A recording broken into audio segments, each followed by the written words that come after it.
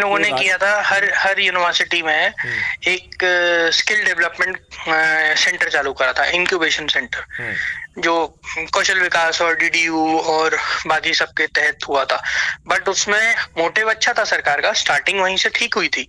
But जैसे जैसे इनने प्राइवेट प्लेयर्स को उसमें अंदर लाना शुरू किया, तो वो फिर धीमे धीमे वो भी बिल्कुल प्रॉफिट अर्निंग मॉडल में ही चला गया। वहां पे उसका जो मेन सोर्स था कि स्किल्स डेवलप करके जो यूथ है उसकी स्किल्स पे काम करना है, वो चीज खत्म हो गई। जैसे 10th के बाद वो सब्जेक्ट चूज करते थे ना, हम्म। कि चाहे कॉमर्स ले, चाहे साइंस ले या आर्ट्स ले, वो इसीलिए तो होता था सर, कि मतलब स्किल्स जो है वो बच्चे की 10वीं तक समझ में आ जाएंगी टीचर्स को, और फिर उसके बाद उसके हिसाब से वो उसके कॉन्सेप्ट से या उसका कैसा कैसा उसका आउट थ्रू आउट परफॉर्मेंस रहा है 10th तक, उस पे डिपेंड करके फिर उसको सब्जेक्ट दिए जाने लगे।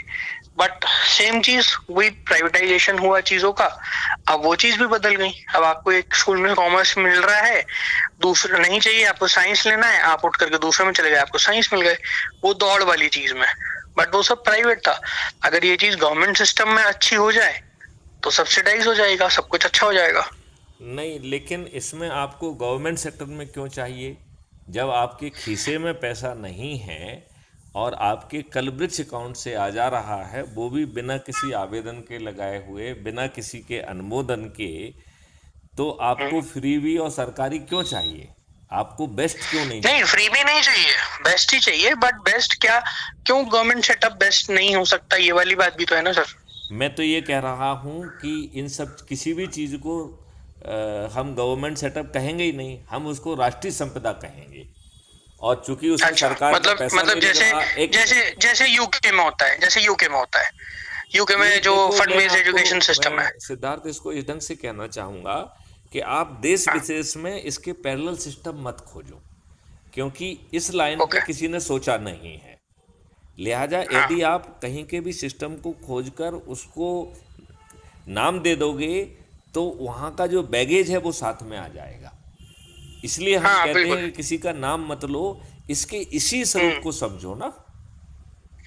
हम्म।